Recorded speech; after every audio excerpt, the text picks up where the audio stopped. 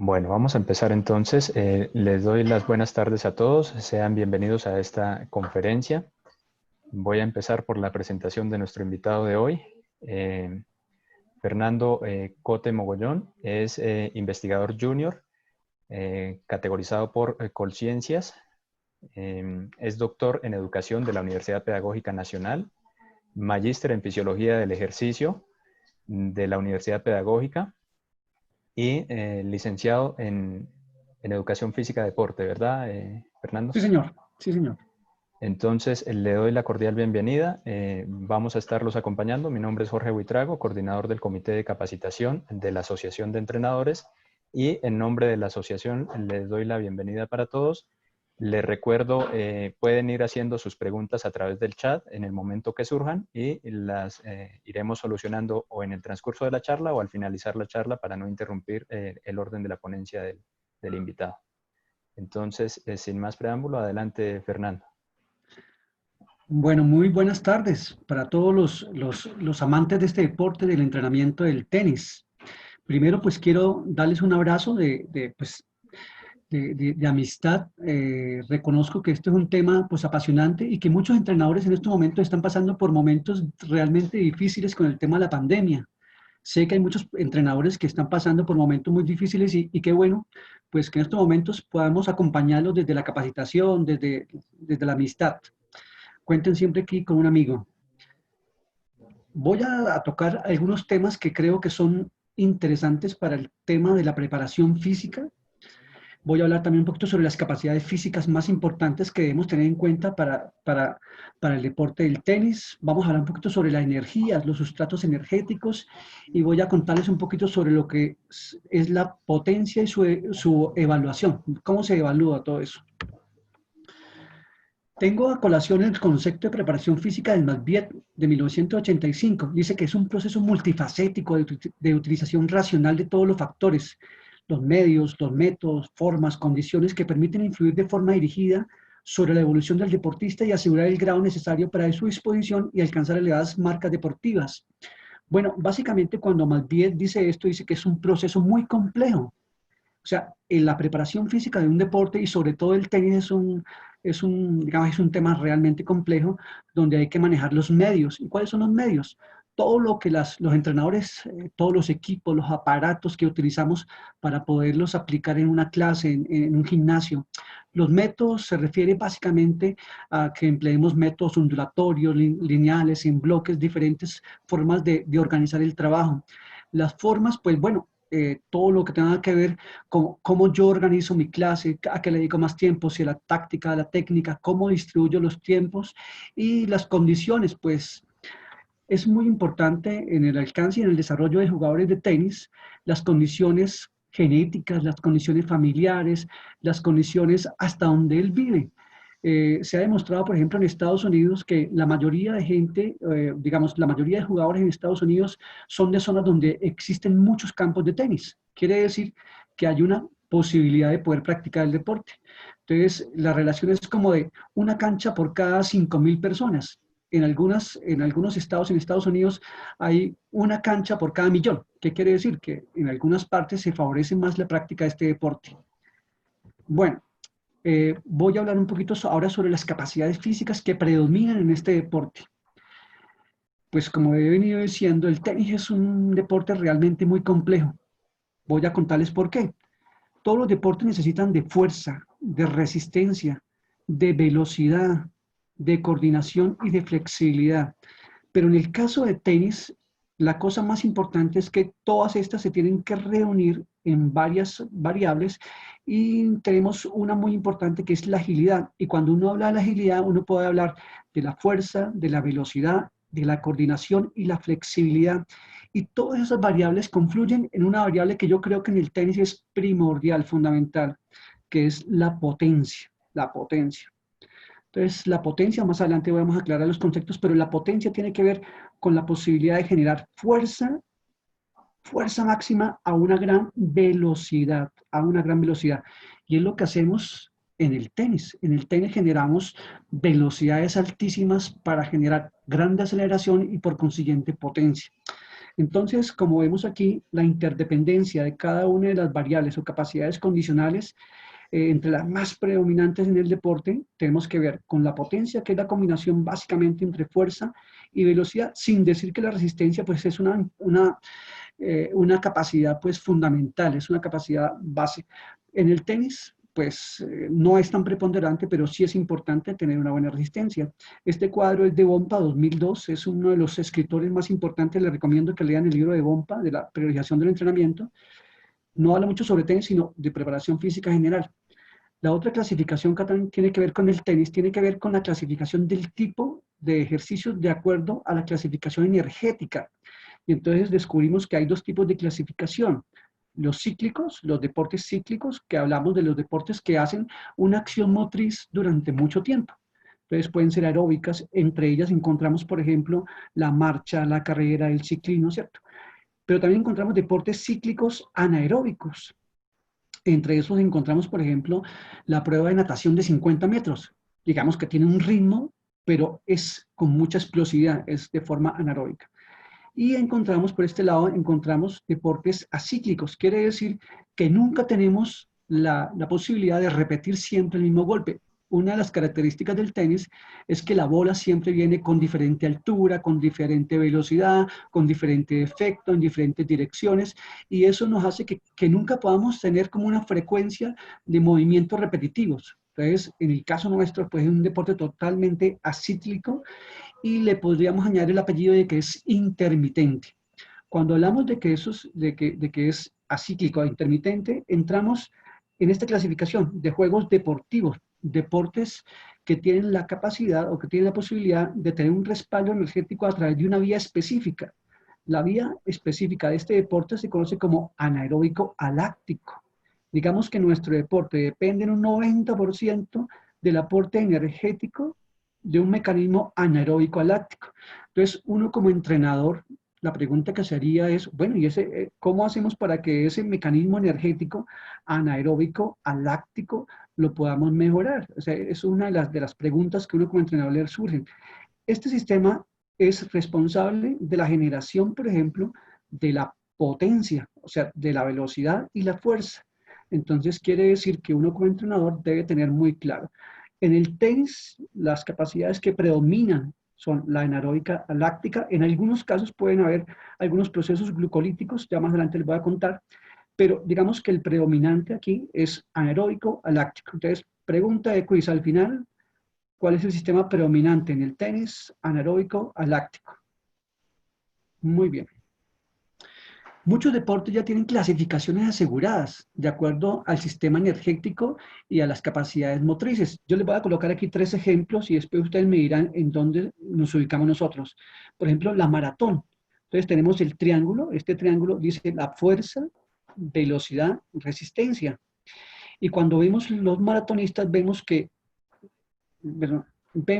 la mayor capacidad que influye sobre la eficiencia de un maratonista es la resistencia aeróbica.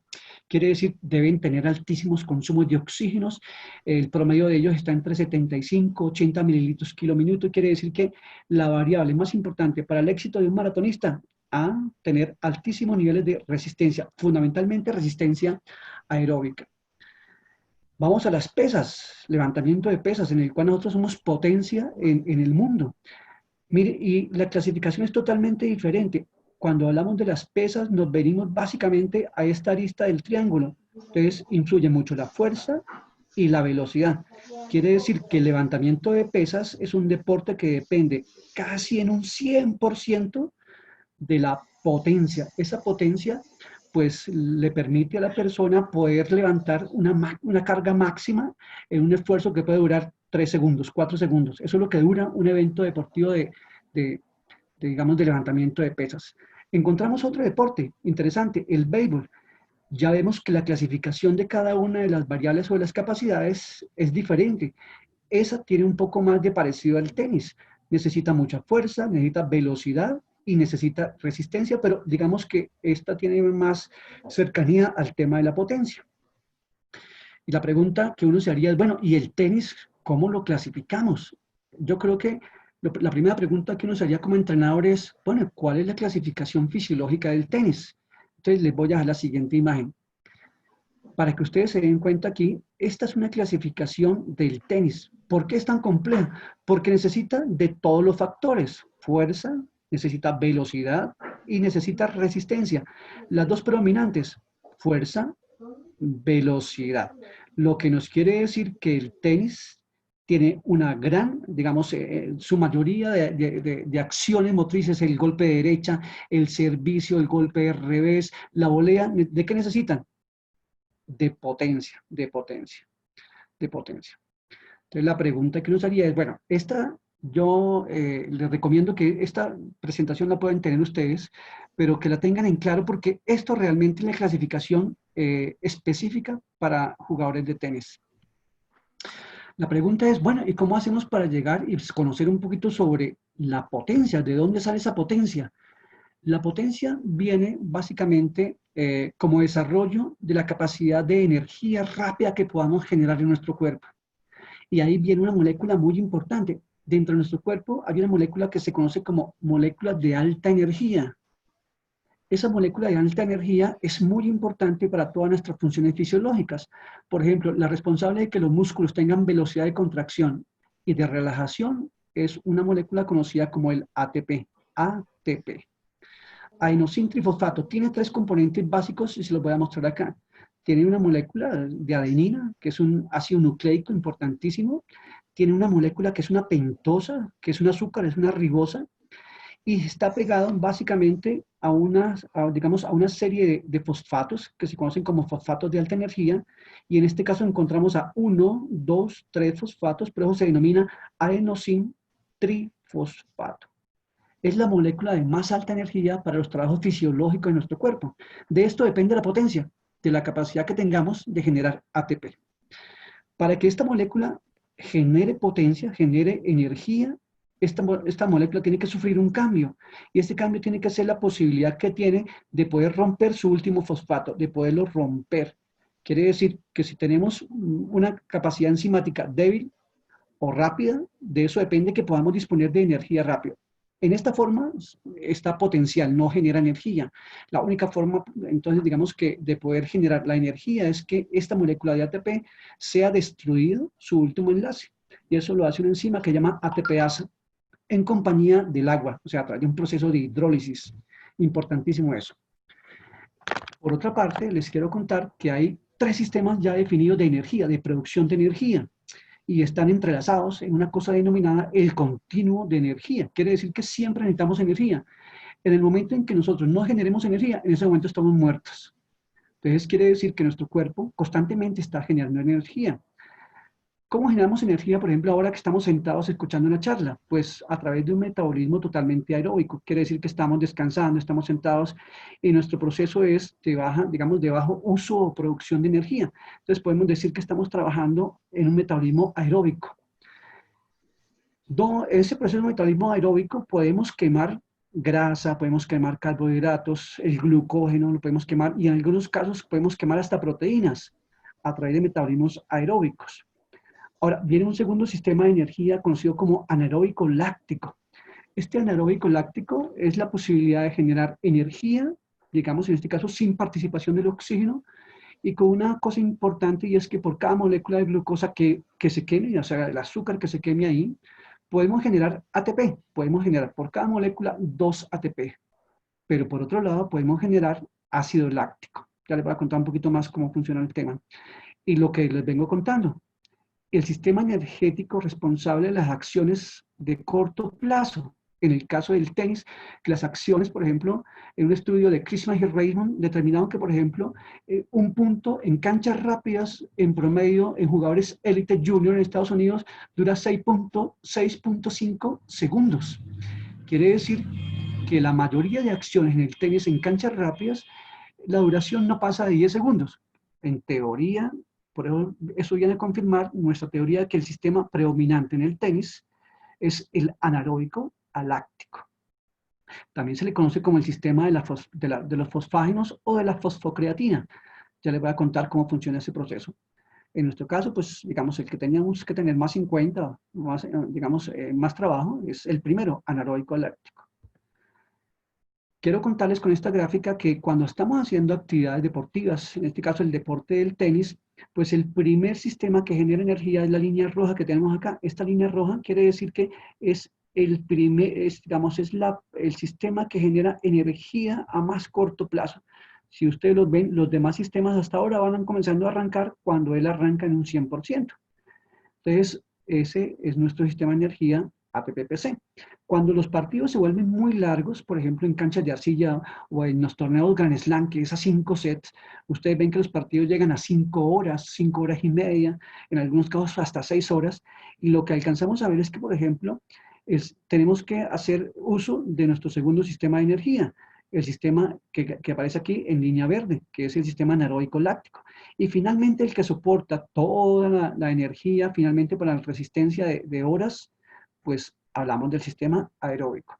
Entonces digamos que todos los sistemas energéticos están funcionando simultáneamente, unos en un tiempo, otros en otro tiempo. La pregunta, bueno, ¿y cómo hacemos para que esa energía, la fosfocreatina, pueda ser dada en aporte en potencia anaeróbica dentro de nuestro músculo? Ah, bueno, muy importante. Entonces, quiero contarles que nosotros dentro de nuestro músculo en nuestros músculos tenemos la capacidad de acumular un poquito de ATP. O sea, en forma de ATP tenemos 5 milimoles por kilo de músculo seco. Quiere decir que esa cantidad de ATP que tenemos en el músculo nos daría energía para 2, 3 segundos. O sea, usted hizo un servicio de tenis, el primer servicio, y ahí ya quemó su energía. Quiere decir que la energía, por ejemplo, del segundo servicio ya no tendría este ATP. Ese ATP ya se agotó y tendría que ser reemplazado o resintetizado por otra molécula. Entonces, lo que les venía contando, este ATP tiene que tener la posibilidad de ser roto, de ser catalizado, digamos, a través de un proceso de rompimiento del fosfato. Y ahora miren lo que nos quedó una molécula de adenosín difosfato. Quiere decir que en este momento, esta enzima ATPasa rompió el fosfato, generó una nueva molécula, digamos, de menor energía, de baja energía, se llama adenosín difosfato, liberó el fosfato que tenía y eso trajo como consecuencia que se liberara energía para cumplir el trabajo biológico. ¿Cuál es el trabajo biológico? Pues en nuestro caso, la contracción muscular, la relajación muscular y la generación de potencia. La pregunta es, ¿y qué pasó si quemamos el ATP? Ah, bueno, pues ahora quedamos con mucho adenosín difosfato. Cuando quedamos con mucho adenosín difosfato, mire lo que sucede acá. El adenosín difosfato tiene la posibilidad rápidamente de que la creatinfosfato, el fosfato de creatina, se puede decir de las dos maneras, fosfato de creatina son dos componentes, a través de una enzima. Esta enzima que está aquí sobre estas flechitas se llama la creatinquinasa. Esta creatinquinasa da la posibilidad de que el fosfato de creatina de alguna manera sea partido en dos y se forme fosfato por un lado y creatina. ¿Y qué hace el ADP que está aquí? Este ADP que está acá, que se encuentra en este caso, puede aprovechar el fosfato y mire lo que vuelve a suceder. Queda creatina por un lado, pero nuevamente podemos generar ATP, o sea, un elemento energético de alta energía, el de más alta energía, ATP, para volver a ser nuevamente potencia, para entregar energía de alta capacidad. Digamos que este cuadrito resume la importancia que tiene nuestro primer sistema de energía y el más importante para el tenis, sistema de los fosfágenos. Ahora, la pregunta sería, ¿qué pasa, por ejemplo, si en un punto, eso casi nunca pasa en el tenis, pero se ha dado, yo por ejemplo ayer estuve viendo el partido de Nadal Djokovic y hubo un partido donde pasaron 26 pelotas seguidas, creo que fue en Roland Garros del 2010 y algo, 18, no sé, y duraron 30 segundos. Y entonces la pregunta que uno se haría es, bueno, ¿y cómo aguantaron esos 30 segundos si ya dijimos que en promedio un punto dura entre 6 segundos, 10 segundos? Ah, bueno, pues cuando los puntos se hacen más largos, sobre todo en canchas lentas, en Roland Garros y estos jugadores que pasan mucha bola, pues ya no trabajan metabolismo de los fosfágenos. Aquí ya entramos a trabajar con otro mecanismo, que es el mecanismo de la glucólisis. Y la glucólisis, lo que yo les contaba hace un momento, tiene una ventaja, pues da energía, por cada molécula de glucosa, da 2 ATP, ¿se acuerdan? Pero como resultado genera ácido láctico. Y ese ácido láctico en algunos casos puede hacer que muchas enzimas que generan energía se inhiban. Y entonces tendríamos que tener más tiempo de recuperación. También se puede generar, por ejemplo, otros productos químicos, por ejemplo, como el amoníaco, y eso hace que usted esté descoordinado, que entre en procesos de fatiga. Entonces, digamos que este sistema energético, uno lo podría trabajar, por ejemplo, dentro de los partidos no se ve tanto. Dentro de los partidos los puntos son muy cortos. Muchos entrenadores utilizan, por ejemplo, cuando hacen drills de 60 pelotas, de 70 pelotas, de derecha y revés, lo que están haciendo realmente es trabajando este sistema energético y no trabajando el sistema de los fosfágenos, el que nos interesa más en el tenis. Por eso es importante esta lámina, porque muchos entrenadores a veces hacen trabajos de altísima intensidad durante 40, durante un minuto sin descanso, y lo que hace eso básicamente es generar pues más fatiga y más problemas, por ejemplo, de sobreentrenamiento, de fatiga y cansancio. Entonces, muchos deportistas quedan lo que llaman molidos. Eso tampoco es bueno porque nos vamos a demorar mucho más tiempo en recuperar el músculo y eso a veces crea, por ejemplo, sobrecargas de trabajo, sobre todo en niños, y hay que darles mucho más descanso. Un tema interesantísimo que quiero recordar aquí es, por ejemplo, pues ya hablamos de la potencia, hablamos de los sistemas de energía, y quiero contarles que, por ejemplo, cuando uno habla de trabajos de potencia, cuando uno habla de trabajos de potencia, esta es una gráfica de Hill que habla sobre la potencia y cómo es la relación entre la fuerza, la velocidad para generar potencia. Si ustedes observan aquí, el pico máximo de potencia no se puede lograr con mayores cargas, quiere decir cargas cercanas a la fuerza máxima. Entonces la pregunta es, bueno, ¿y por qué hay muchos entrenadores que trabajan, por ejemplo, cercanos a la fuerza máxima? Pues el inconveniente de trabajar con la fuerza máxima o cercana a la fuerza máxima por encima del 80% es que bajamos la potencia, porque disminuimos mucho la velocidad. Entonces la recomendación para muchos entrenadores que quieren trabajar potencia es que trabajemos con fuerzas, si ustedes tienen ya evaluada la fuerza, podemos trabajar con fuerzas cercanas al 30, el 45 y 50%. Esas serían cargas que nos permitirían trabajar a altas velocidades y generar patrones de altísima potencia. Esta es una curva que me interesa que ustedes tengan porque de aquí uno podría establecer las cargas para el trabajo de potencia con jóvenes. Entonces la pregunta es, bueno, ¿y qué es la potencia anaeróbica, máxima anaeróbica? Pues la potencia es la capacidad de generar fuerza rápida cuando la energía para contraer los músculos es proporcionada únicamente por fuentes de tipo anaeróbicas. Entonces ya sabemos que la fuente más importante de tipo anaeróbica es la que conocemos como anaeróbica aláctica o sistema de los fosfágenos. Ahora, en este tipo de trabajos, por ejemplo, que son de potencia, de velocidad, hablamos también de la capacidad. Entonces dice que la cantidad máxima para generar ATP resintetizada por el metabolismo anaeróbico de la totalidad del organismo durante un tiempo específico de esfuerzo máximo de corta duración. En muchos casos, a veces la potencia, o sea, la velocidad con la que generamos ATP o necesitamos ATP sobrepasa la capacidad. Y ahí es donde viene, por ejemplo, la importancia de la recuperación. Es muy importante, por ejemplo, tener la posibilidad de que después de un ejercicio intenso se dé mucho mayor tiempo de recuperación. Si el ejercicio es suave, pues mayor o menor tiempo de recuperación. Quiere decir que esto nos posibilita la posibilidad de regeneración del fosfágeno. El fosfágeno tiene una capacidad muy importante de poderse regenerar rápidamente. En algunos casos, entre 30 a 40 segundos de reposo o de descanso, podemos hacer que el fosfágeno se vuelva a reactivar y nuevamente asociar en fosfocreatina y poderlo nuevamente utilizar. Por eso es importantísimo las pausas entre punto y punto para que la gente tenga chance de poderse recuperar. Entonces, ¿cuáles son los factores que determinan que uno pueda generar buena potencia y buena capacidad láctica?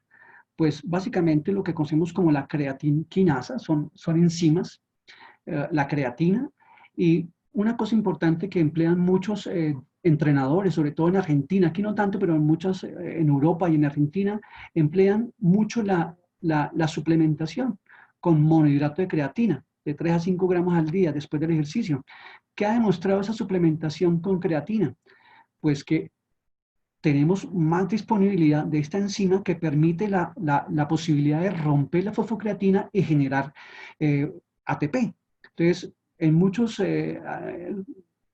en muchos países se emplea muy frecuentemente. Aquí no.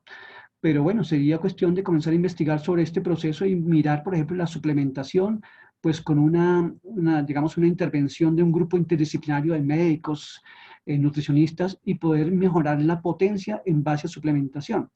Ahora, una cosa importante es que la cantidad de ATP que tenemos nosotros en el sarcoplasma, o sea, dentro de la fibra muscular, solamente es de 5 micromoles. Y esto realmente solamente aporta energía para 2 segundos.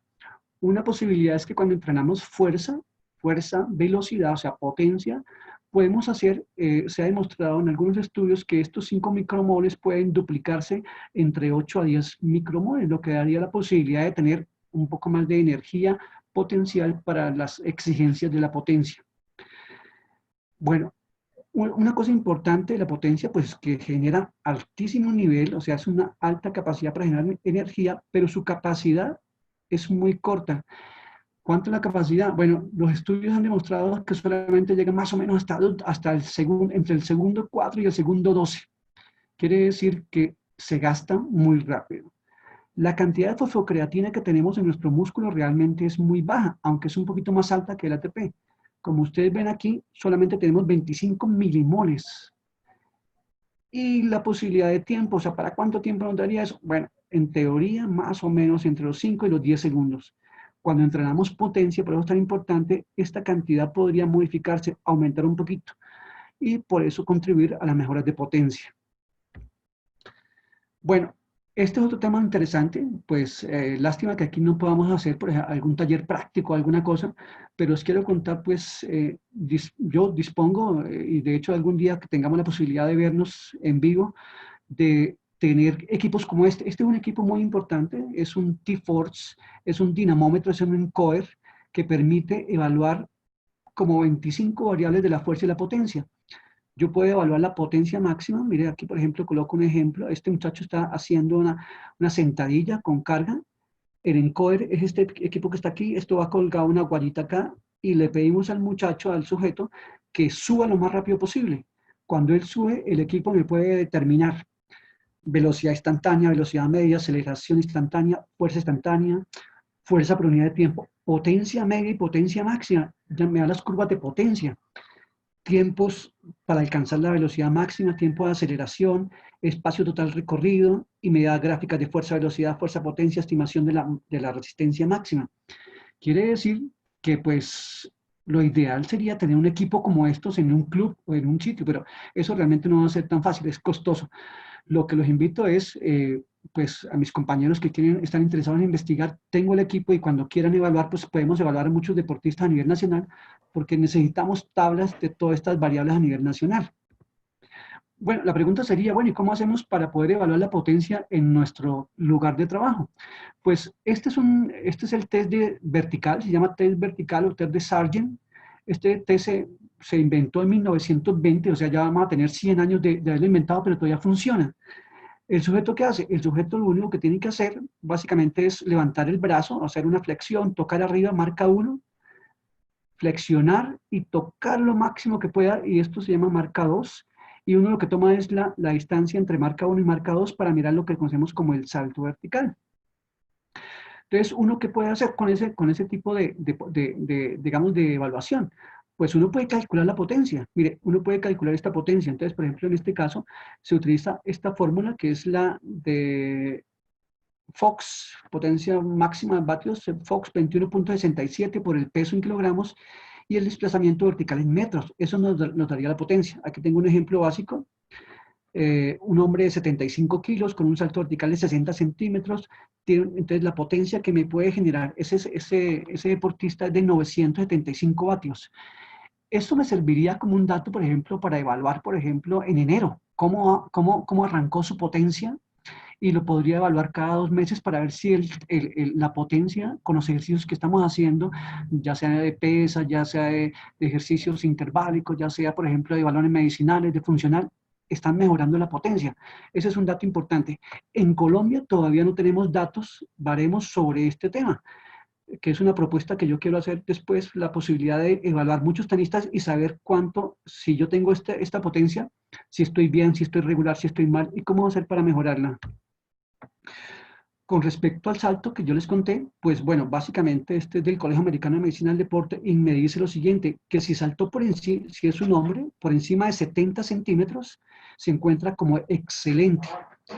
En mujeres mayores de 60 centímetros, excelente. Muy bueno, mayor a 61, en mujeres 59, 51 por arriba del promedio, en mujeres 41, promedio abajo del promedio, o sea, promedio abajo, digamos, esto es lo que conocemos, todo el mundo estamos por acá, pero un deportista de potencia como es el tenis debería comenzar a subir a niveles por encima de la media y hacia muy bueno y excelente.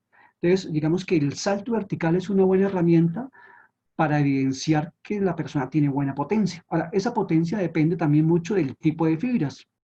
Rápidamente les quiero contar, nuestro cuerpo tiene fibras musculares de tres tipos básicamente que ya están identificadas, tipo 1, tipo 2A y tipo 2B. Las personas que tienen tipo 2B, las personas que tienen tipo 2B son fibras de alta capacidad glucolítica y de potencia. Entonces uno podría suponer que las personas que están en estas categorías de muy bueno y excelente es porque sus fibras musculares son rápidas, tipo 2B.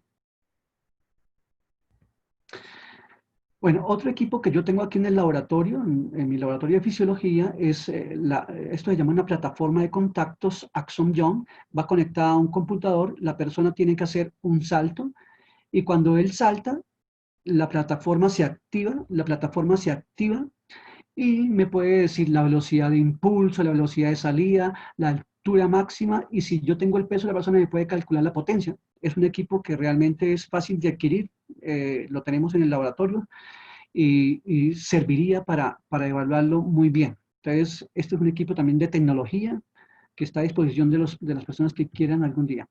Bueno, ¿cómo trabajar la potencia en niños? ¿Cómo trabajar potencia en niños?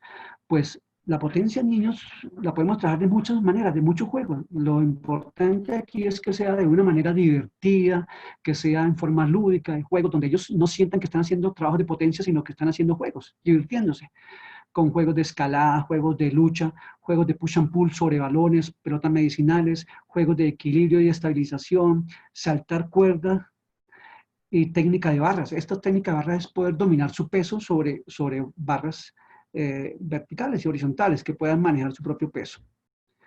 Este es un esquema polimotor que yo recomiendo mucho, donde el niño tenga el desafío de saltar conos, hacer movimientos en diferentes direcciones, o sea, la agilidad, también poder bajar, subir, correr flexionado, trabajar en diferentes esquemas, saltar y velocidad. Estos son, digamos, juegos polimotores que le permiten a la persona aumentar su agilidad. Se ha demostrado que con niños esto les mejora muchísimo la coordinación y la potencia.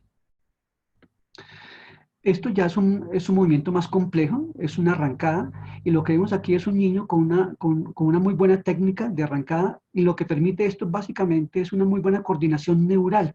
Quiere decir que este niño es capaz de coordinar todas las extremidades a una velocidad y a una sincronización que le permiten hacer un movimiento, lo que conocemos como una cadena biocinemática, o sea, una cadena que parte desde los pies, las piernas, el core, el tronco, los brazos y las manos. Quiere decir que estos tipos de niños generan altísimos niveles de coordinación que les permiten generar niveles altos de potencia y de eficiencia motora. O sea, estos niños son adelantados.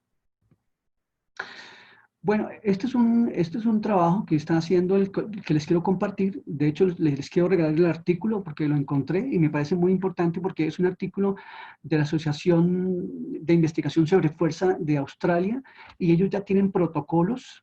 Voy a compartirlo acá.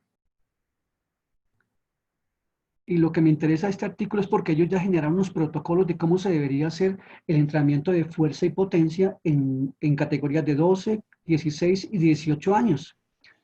Y entonces lo que uno ve es cómo ellos planifican las clases dependiendo de la edad.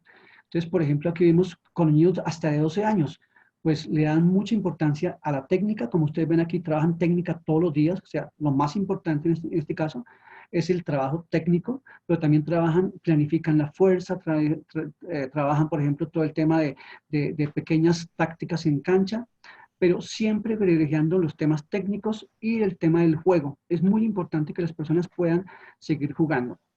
Otra cosa importante, o digamos otro tema importante, es que ellos ya tienen identificado Los protocolos, esto en Colombia todavía estamos un poco lejos de generar esto, pero en Australia quiero contarles cómo lo hacen. Ellos ya tienen, para cada categoría, tienen sus protocolos de cómo mejorar la técnica, perdón, en este caso la técnica, pero basada, por ejemplo, en potencia. Entonces tienen cómo se hace el calentamiento, la activación, el trabajo principal definido en sets, repeticiones, descanso, y pueden... Fernando, Y, disculpa, ¿tienes compartida esa pantalla? Porque a nosotros se nos queda en blanco. ah, Si puedes compartir esa pantalla que nos estás mencionando. miro cómo hago para compartirla acá. Pues tengo el PDF acá. No le alcanzamos a ver. A ver si la puedo compartir acá. A ver.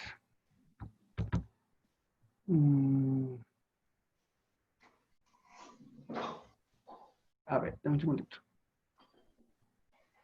Comparte tú. Compartir.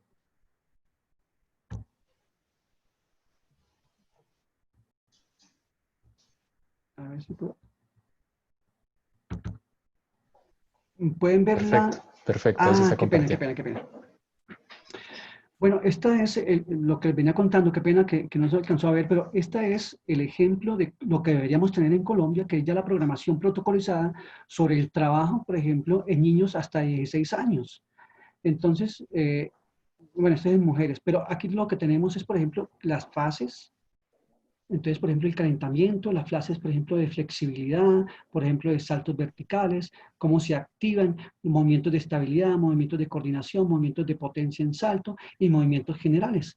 En la parte principal, pues ya vemos que le están colocando atención, por ejemplo, a la escuadra, a estos movimientos, por ejemplo, de prensa, como llaman esto, de como de resorte, como si fueran burpees, zancadas largas con peso, dinámicas y estáticas, pulling, fuerza de brazos, fuerza de piernas, y ya sabemos cuántas repeticiones, cuántas series y cuánto descanso.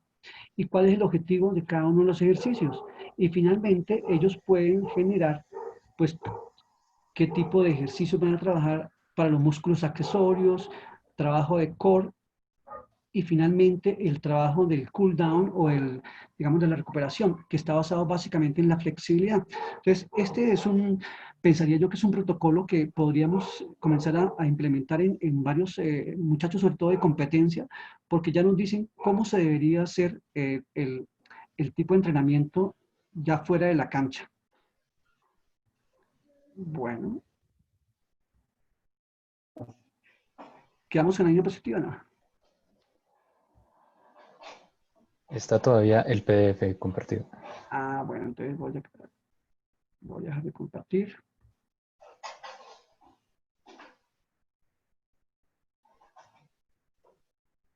Y comparto la que tengo acá. Ok, Ahora sí. muy bien. Pues, bueno, hay otros trabajos que se están haciendo con niños entre 10, 12 años. Y lo más importante, por ejemplo, de este estudio que hizo Biaggi es la comparación de diferentes metodologías para el trabajo de la potencia. Trabajaron con balones medicinales, trabajaron con Therabands y trabajaron con resistencias de fuerza, con bajas cargas. Y lo que demostraron es que de las tres modalidades de entrenamiento, de los medios que están utilizando, los medios que están utilizando para trabajo de la potencia, el que desarrolló un poquito mejor la potencia fue el trabajo con sobrecarga, con resistencias. Bueno, voy a dar finalmente unas pautas de entrenamiento de la resistencia para jóvenes. Pues básicamente hacer un calentamiento dinámico de 5 a 10 minutos, comenzar con cargas ligeras, siempre enfocándose en la técnica de los ejercicios, realizar de 1 a 3 series de 6 a 15 repeticiones con variedad de ejercicios de fuerza para la tren superior y tren inferior del cuerpo. Se deben incluir ejercicios específicos para fortalecer la región abdominal y la espalda, todo lo que conocemos como la zona core.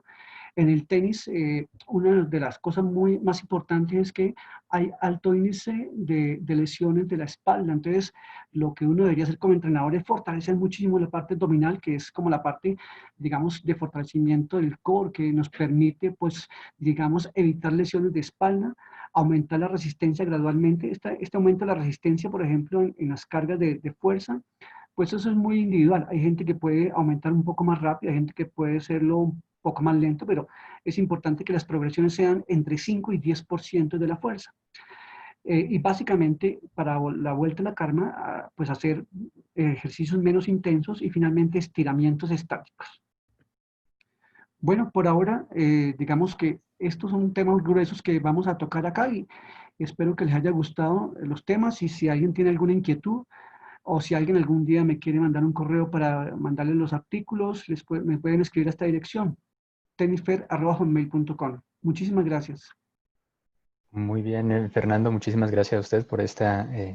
Sabemos que este tema pues, es fundamental para todo entrenador, para la preparación ideal de los tenistas. Decía hace unos días César Giovanni que la matemática no lo era todo, no era importante, sino lo es todo. Y en este Sí, sí, caso sí. diríamos lo mismo acerca de la preparación física.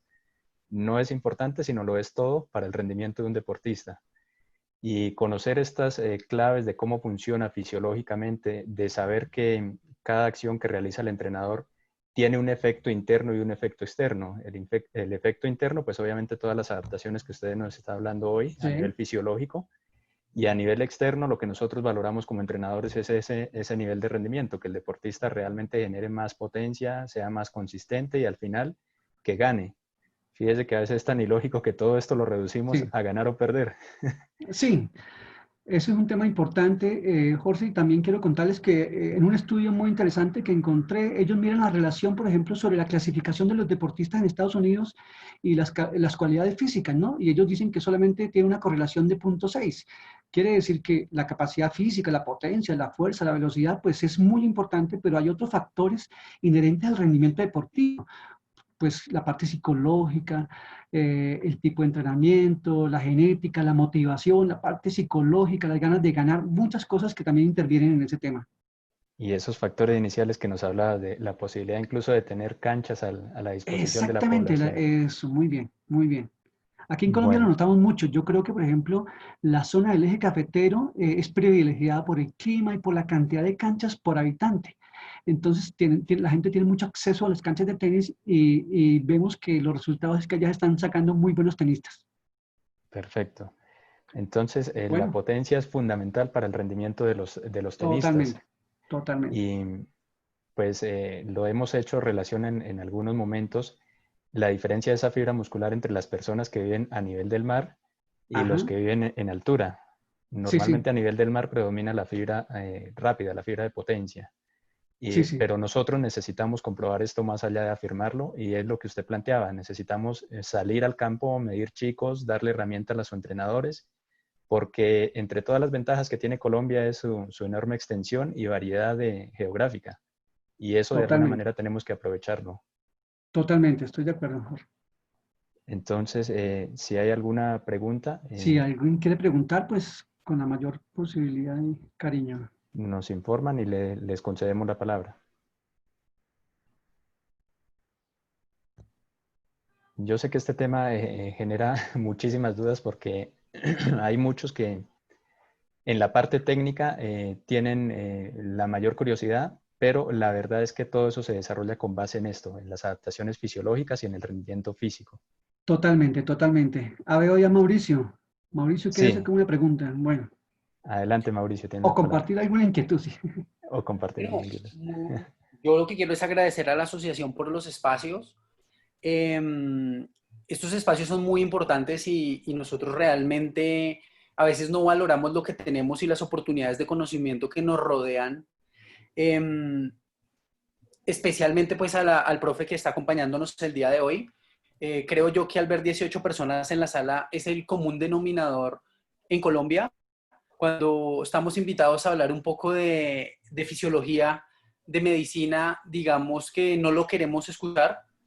Cuando queremos hablar de el servicio en el tenis por un exjugador profesional, pues Ajá, tenemos salas de 120 personas y sí, sí, digamos que a veces nosotros vamos a que es muy importante y veo, según las personas que están en la sala, que realmente a veces son pocos, pero es un conocimiento que nos sirve para poderlo aplicar y sin duda alguna es lo que ayuda a que avance en campo. Ahora, el entrenador pues casi siempre nos quiere es que nosotros veamos ejercicios, ejemplos, la cancha de tenis es lo que los llena, ¿cierto? Lo digo porque Yo he hablado de fisiología del ejercicio en diferentes conferencias donde pasa exactamente lo mismo, pues me llegan 15, 18, pero también he tenido conferencias donde cuando lo cito en una cancha de tenis me llegan 60. Entonces, invito pues a las personas que están acá a darle la importancia que merece este tema. Al profesor agradecerle por estar con nosotros, es un agradecimiento. Y también pues invitarlo a ver los pocos avances que ha tenido Colombia, pero que sí han habido avances. En la revista UTCA, Milena Torres ha escrito sobre la fuerza en tenistas. Mi persona también escribió en la Federación Internacional de Tenis baremos con colombianos, sí tenemos baremos de colombianos. Y estas cosas a veces son de unirnos y trabajar en grupo, pero pues desafortunadamente pasan porque uno está en la universidad de allá, el otro está en la universidad de acá. Los entrenadores pues no le están poniendo a veces mucha atención a estas temáticas. Yo laboro en la Universidad Santo Tomás, hemos evaluado incluso con Optogate tenistas, no solo con plataforma Axon, sino también con Optogate por infrarrojos. Y digamos que la idea es que se creen lazos para trabajar, creo yo, y este tipo de actividades son las que generan esos lazos, ¿cierto? Entonces, básicamente, agradecer al buen trabajo que nos están presentando en cuanto a lo que viene siendo básicamente desde la parte fisiológica y desde la parte de componentes del metabolismo aeróbico, anaeróbico, láctico y aláctico, y que le demos la importancia que merece porque pues realmente un preparador físico, y siempre lo voy a decir, un preparador físico no es mejor preparador físico por los años de experiencia o por el lugar en el que trabaja.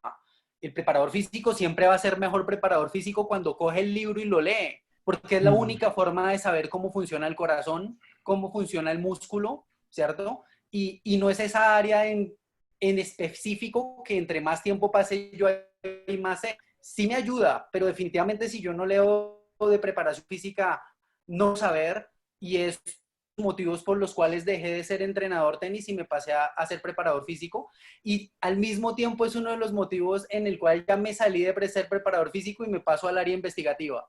Y muchas gracias a ustedes. Excelente, No, muy Mauricio. bien, Mauricio. Qué bueno conocerlo y compartir con ustedes pues la experiencia. Genial. Excelente. Y para no echarle el agua sucia al tema de fisiología, tranquilos que esto nos pasa en todo. Les voy a poner un ejemplo que me refirió un entrenador hace unos días. Me dijo, Jorge, se hizo una conferencia sobre la ley del entrenador deportivo, que es algo que a todos nos toca. Nos Esto no interesa, eso no tiene reversa. Y no estuvieron más de 18 personas. Al otro día se hizo una charla de una tenista a contar anécdotas y habían 400 personas. Entonces, esto nos llama a reflexionar un poco sobre nuestra cultura, a priorizar lo realmente importante.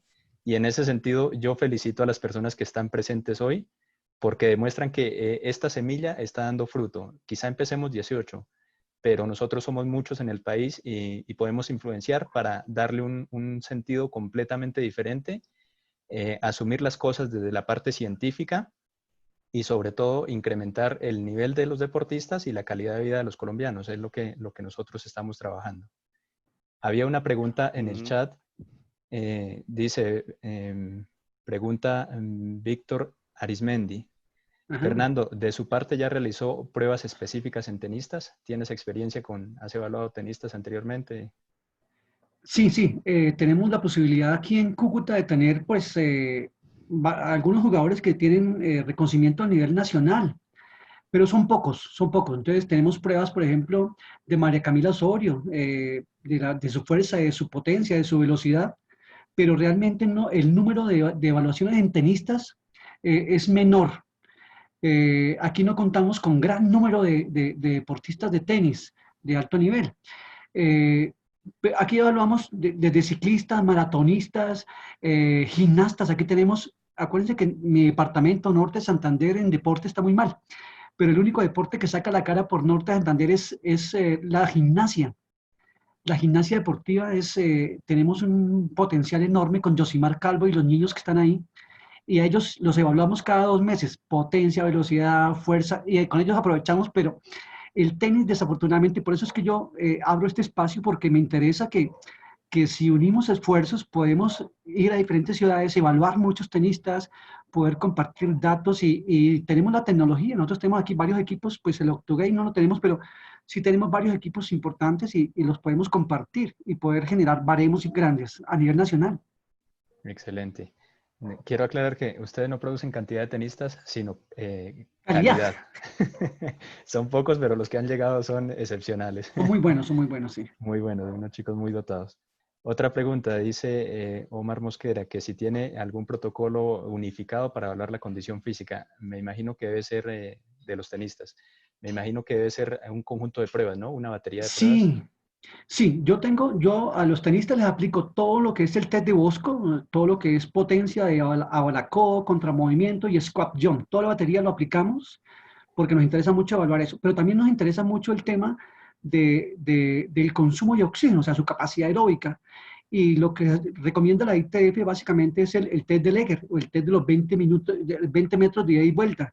Ese ya tienen, en Colombia ya tenemos datos a nivel nacional hay un grupo de la Santo Tomás, que es el grupo CIMA, que tiene datos a nivel nacional del test de Leger. Entonces, ese es un test que nos permite evaluar consumo de oxígeno en jóvenes, niños, y que nos puede dar por lo menos una muy buena validez sobre las pruebas.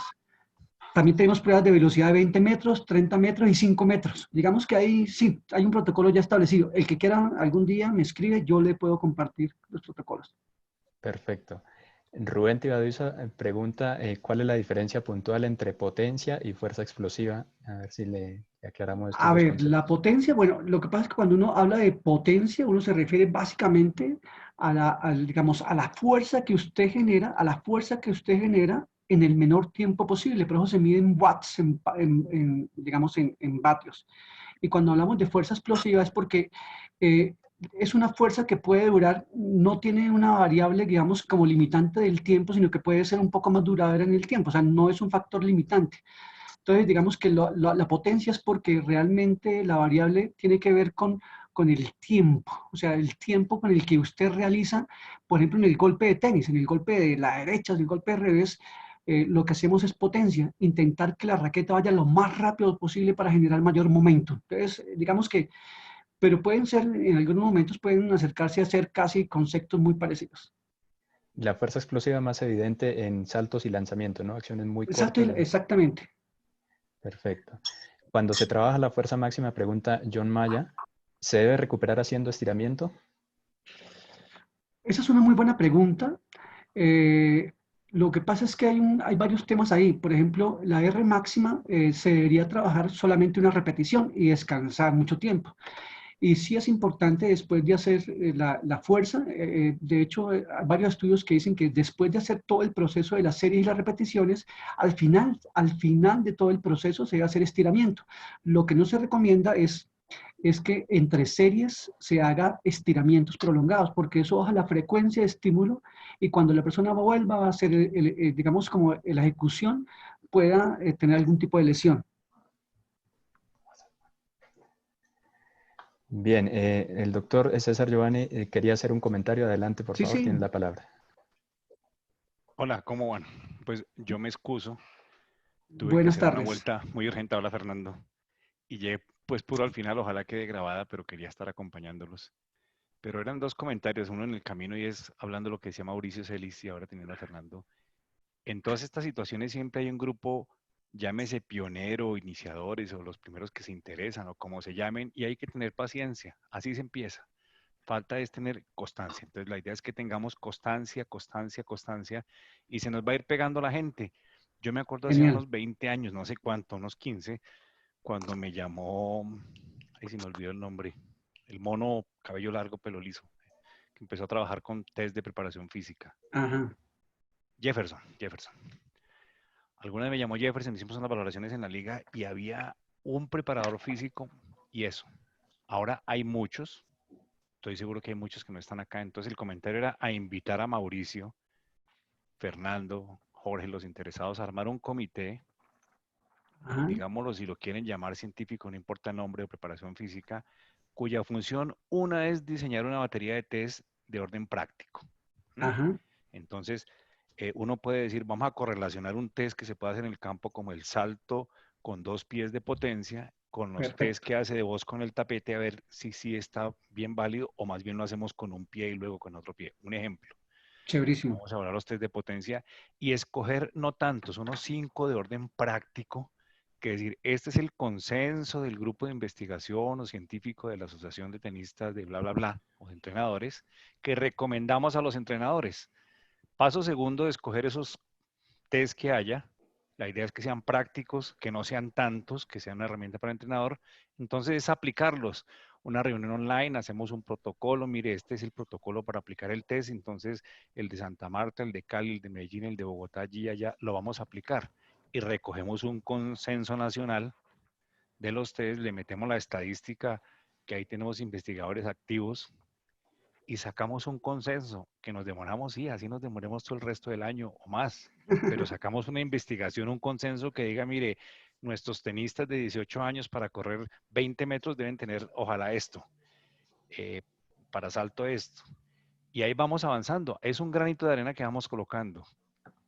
Pues Lo su otro propuesta era, me parece genial, su propuesta genial.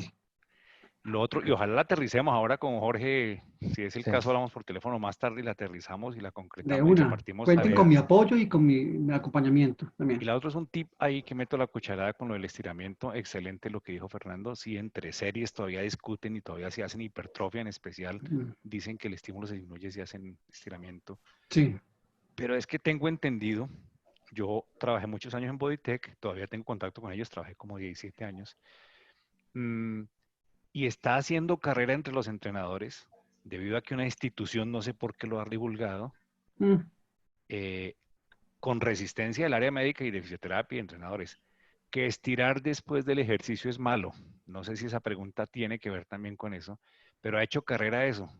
Llegan de cierta institución, quizás cierto grupo, con la idea de que estirar después de entrenar es malo y lo cierto es que estirar los músculos que se agitaron después de entrenar es una de las técnicas comprobadas para recuperar la fatiga. Eso era básicamente lo que quería comentar. Bueno, yo aprovecho que los tengo acá los dos y pues en la conferencia anterior no le teníamos el certificado a César Giovanni. Oh, gracias, chéverísimo. Muchísimas gracias por su aporte. Entonces este se lo voy a hacer llegar. Y también en este momento pues le vamos a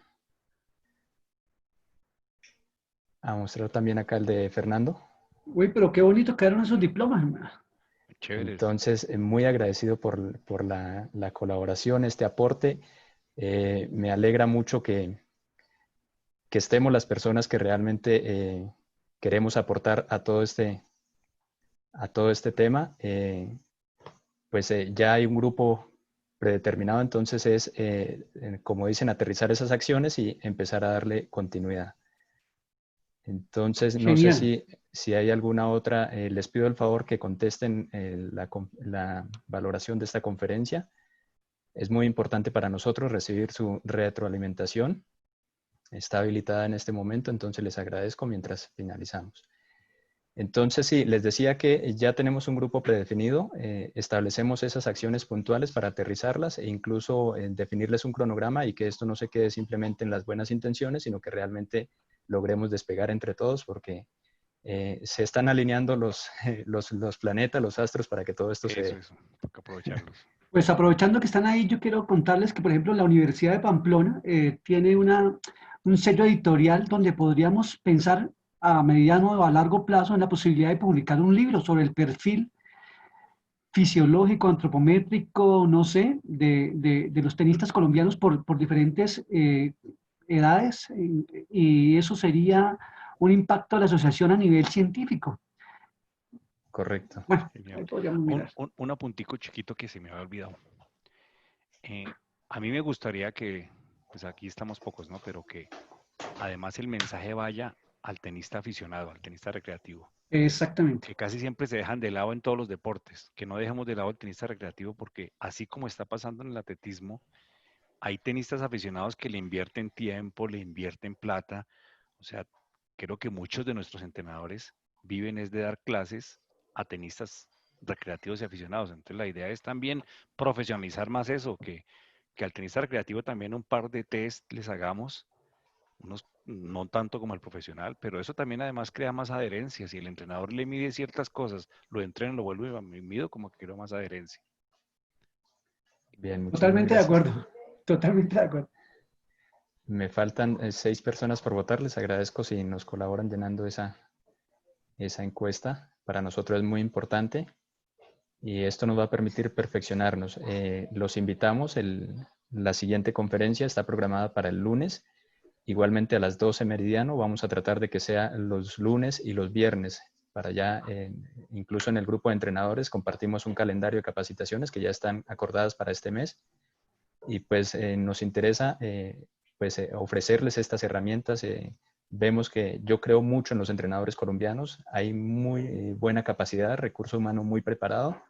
Y lo ideal es que estos encuentros nos permitan eso, intercambiar y salir adelante como grupo, que a veces nos falta un poco en la cultura colombiana ese tema de apoyarnos entre nosotros mismos.